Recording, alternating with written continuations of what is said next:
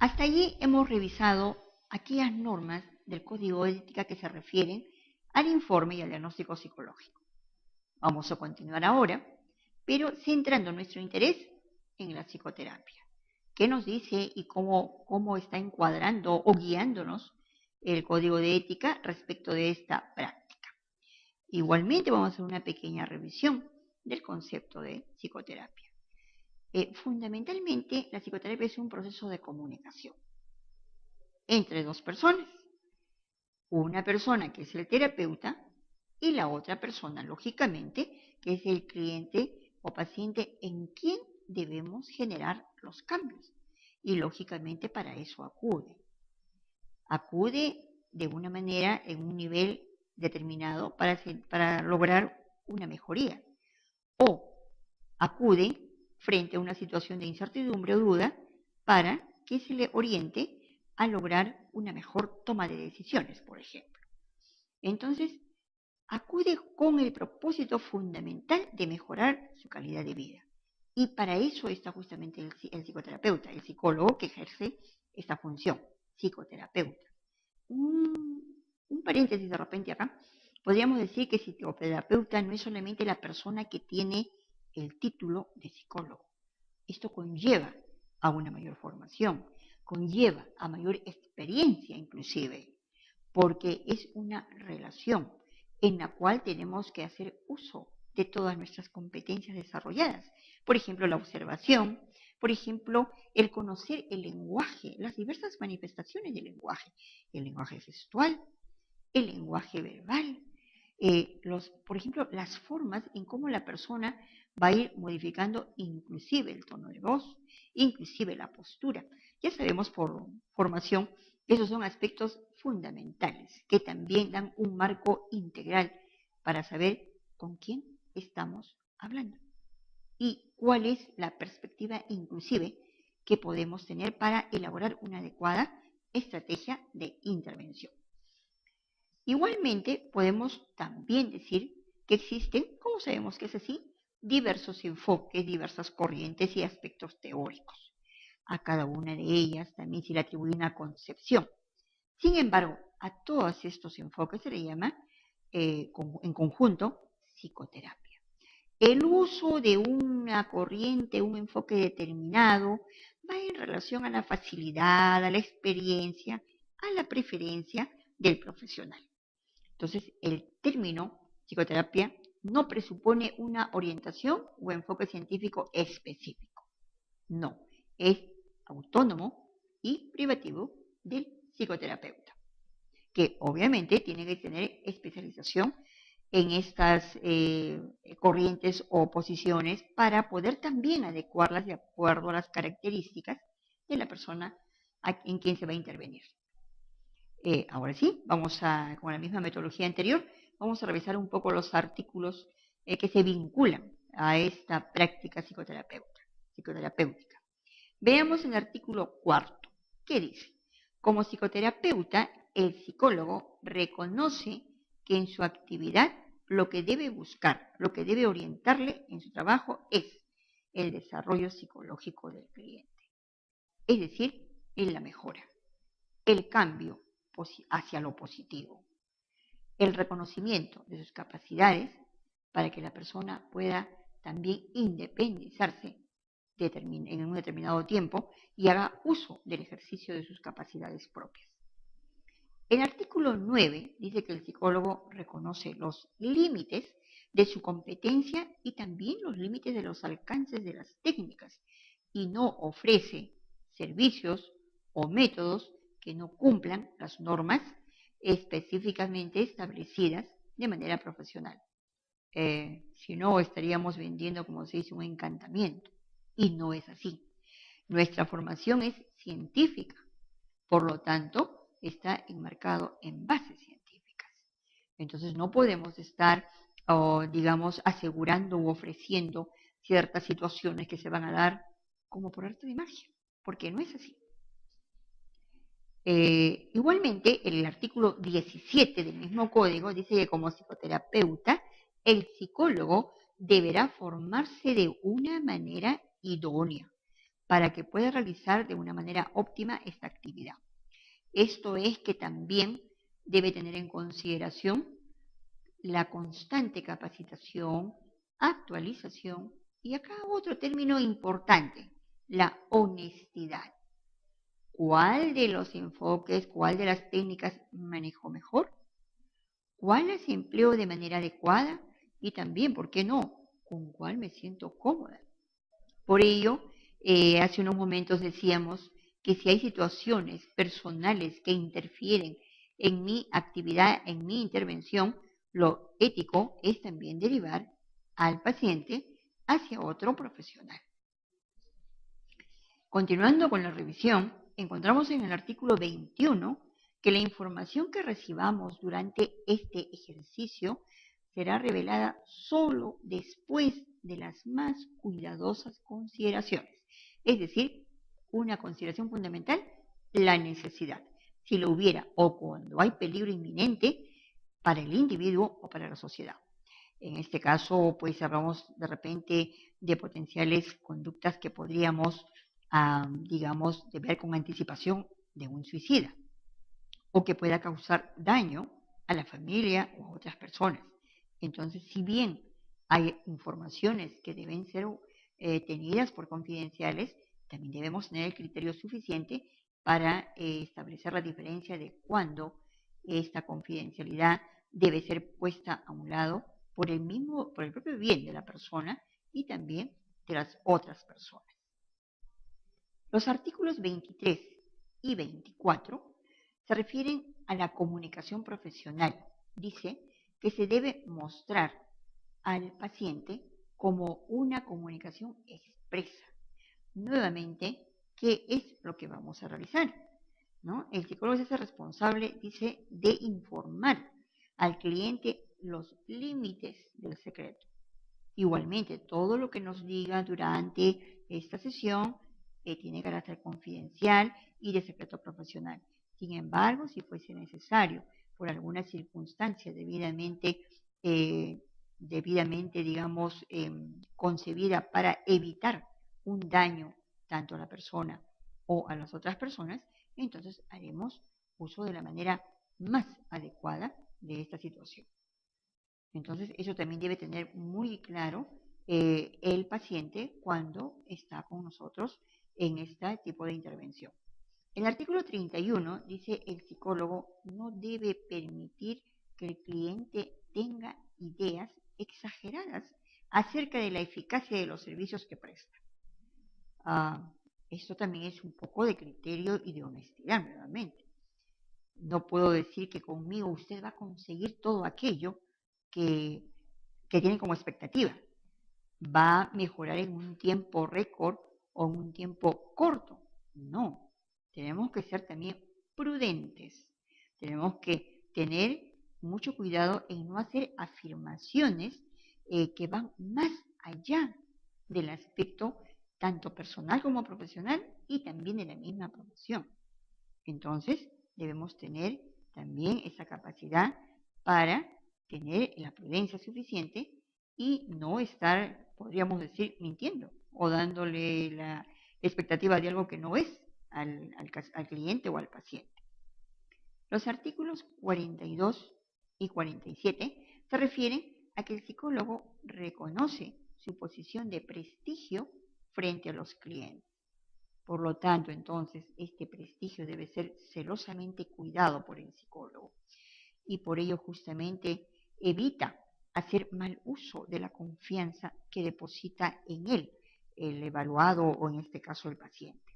El psicólogo trata de determinar una relación clínica o consultiva cuando está suficientemente claro que esta no es buena para el paciente. ¿En qué casos podría ser? Hay situaciones en las que el psicoterapeuta encuentra vinculaciones que de alguna manera van a contaminar el proceso de relación psicoterapéutica. O se siente incómodo o lo va a perjudicar anímicamente, lo va a perjudicar en aspectos que él evalúa como perturbadores. En esa situación, lo aconsejable es no continuar. ni con la consulta o la evaluación si era el caso, o con la psicoterapia si era la intervención. Nuevamente, debemos derivarlo hacia otro colega debido a que no es ético. Si somos conscientes que la situación, el tema o la problemática pues nos afecta, y esto podría no tener o no dejar muy en claro la evaluación o el resultado de la intervención, o podría perjudicar también directamente al paciente. Entonces, esos artículos que hemos revisado pues se orientan básicamente a guiar cómo debe ser la práctica psicoterapéutica.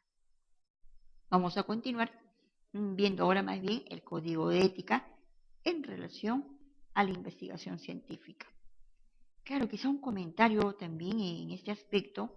En nuestro país, lamentablemente, no hay mucho sobre este tema. Es decir, no hay el hábito de investigar. Generalmente la investigación aporta importantísimos resultados, informaciones, mayor conocimiento de la realidad, mayor conocimiento de aspectos de la profesión. Por eso es importante que se investigue, no solamente como profesionales, sino en el tiempo más rico que significa en la formación profesional. Los años de estudios en las universidades son los más indicados para, lógicamente, incentivar en nosotros mismos y incentivar en los alumnos, si somos docentes, pues el hábito, el gusto, la preferencia por la investigación. Veamos qué nos dice pues el código de ética en función a esta actividad.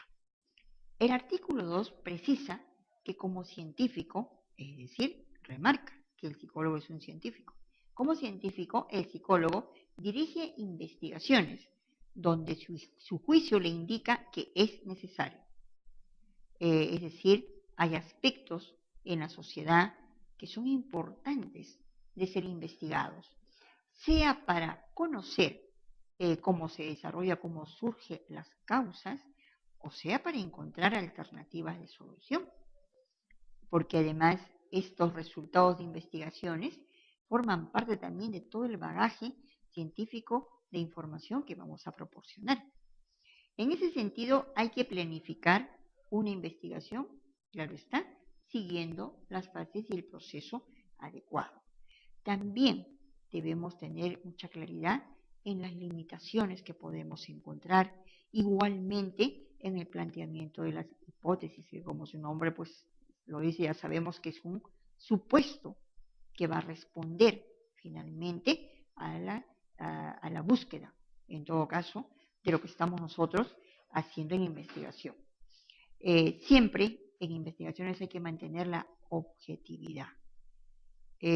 Una buena investigación es aquella en la cual el investigador o los investigadores pues llegan a conclusiones mediante un procedimiento totalmente imparcial y objetivo, lo cual no siempre es sencillo, pero sin embargo hay que ponerlo en práctica, desarrollarlo. En el artículo 11 dice que el psicólogo, nuevamente acá este artículo lo hemos visto en otros aspectos, pero es que va en línea, ¿no? Dice que es importante reconocer las diferencias que hay justamente, en este caso podemos aplicar a los sujetos o personas que son parte de la muestra de investigación, es decir, reconocer las diferencias del sexo, elementos socioeconómicos, en fin. ¿Y esto por qué? Porque necesariamente tenemos que asegurarnos que el servicio del proceso de investigación también debe estar relacionado exclusivamente con la necesidad que tenemos para traer, digamos, al presente aquellas informaciones que necesitamos solo como fuente específica, más no aquellas que no se requieren. Entonces, aquí también es importante que tengamos muy en cuenta este proceso. Y sabemos también que para hacer investigación se requiere un entrenamiento, una determinada formación, que es lo ideal, pero por lo menos sí la práctica de muchas formas que tenemos para lograr realizar una mejor forma de investigar. No es simplemente porque uno quiere y siente el deseo de investigar y hacerlo de alguna manera. No, hay toda una rigurosidad en este proceso. El artículo 13 menciona, entre otros aspectos, y se refiere básicamente a este campo, en lo que hay que informar sobre los avances de la investigación en puntos aún no resueltos. ¿Sí? Eso justamente es, digamos, el objetivo de la investigación. ¿Qué aspectos no están resueltos o falta conocer? Alienta a los colaboradores, porque una investigación no siempre es de una persona. Hay colaboradores, también lo que les mencionaba, hay alumnos también, digamos en la práctica docente, a quienes debemos alentar constantemente para que tengan ese espíritu y ese ánimo de lograr encontrar soluciones a través de las investigaciones, por ejemplo. Igualmente, también debemos tener en cuenta la lealtad que debe haber entre las personas, entre los investigadores y hacia también los sujetos que son materia de investigación. Esto es muy importante, igualmente la confidencialidad, para cumplir con los propósitos de la investigación. El artículo 19 dice que como investigador, el psicólogo también debe mantenerse informado de los reglamentos o de las normas sobre la forma adecuada de conducir las investigaciones. Al respecto también sabemos que hay normas inclusive internacionales cuando se van a referir a investigaciones en las cuales los sujetos son, por ejemplo, animales, hay límites, hay formas y sin duda, por supuesto, cuando es el ser humano. El artículo 27 dice que tenemos que tener una actitud científica, es decir, una valoración hacia la investigación y el debido respeto también que hay por los límites del conocimiento que vamos a ir adquiriendo a través de las diversas, digamos, toma de información que hagamos de la investigación. Igualmente, debemos también brindar información al público una vez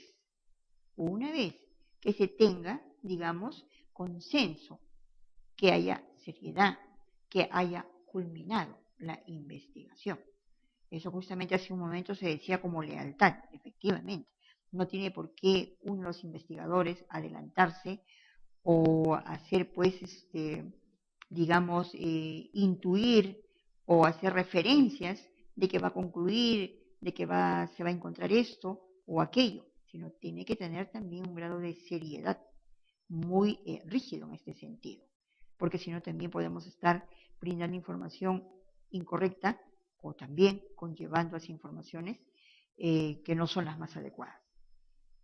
El título 11 de los artículos 79 hasta el 87 están referidos exclusivamente a la investigación. ¿En qué aspectos? Estos dispositivos o estos articulados establecen normas que se deben observar en las diferentes fases de la investigación, desde el diseño, desde el inicio y desde antes del inicio de la investigación, así como durante todas las fases, estableciendo la responsabilidad y poniendo en práctica siempre la ética en cada parte del proceso. Asimismo, también convoca a la apertura y la honestidad, que deben ser, de acuerdo al Código de Ética, las características fundamentales que debe observar todo investigador en su relación con el sujeto de investigación. Y por las razones metodológicas también, que es necesario tener en consideración estas características. Hasta aquí hemos revisado los aspectos que se refieren justamente a estos importantes ámbitos del quehacer. Los invito a seguir revisando el Código de Ética y para tener un mayor también reforzamiento de este taller, hemos establecido algunas actividades para que se pueda tener mayor información y ampliar justamente el espectro de mayor análisis. Se sugiere la lectura de la Ley del Trabajo del Psicólogo y también del reglamento, porque en él se establecen justamente las líneas de carrera del psicólogo, ciertas consideraciones o precisiones para el ejercicio de esta profesión. Y podríamos también sugerir se resuelve esta pregunta: ¿qué agregados o modificaciones consideran ustedes que se podría hacer al actual Código de Ética? Y también algo de práctica. Durante el internado, seguramente en una organización o en una institución educativa, o clínica, organizacional, una ONG, en fin, siempre hay experiencias que observamos, en las que participamos también muchas veces. Entonces la invitación es a responder esta pregunta. ¿Consideras que la formación profesional del psicólogo responde a las exigencias del código de ética? Si es sí o si es no, pues analicemos y fundamentemos esa respuesta. Las actividades tienen por finalidad, como les menciono, reforzar lo que estamos compartiendo en este importante taller. Muchas gracias y hasta otra próxima oportunidad. Corrientes o posiciones para poder también adecuarlas de acuerdo a las características de la persona en quien se va a intervenir. Ahora sí, con la misma metodología anterior, vamos a revisar un poco los artículos que se vinculan a esta práctica psicoterapéutica. Veamos el artículo 4. ¿Qué dice? Como psicoterapeuta, el psicólogo reconoce que en su actividad lo que debe buscar, lo que debe orientarle en su trabajo es el desarrollo psicológico del cliente.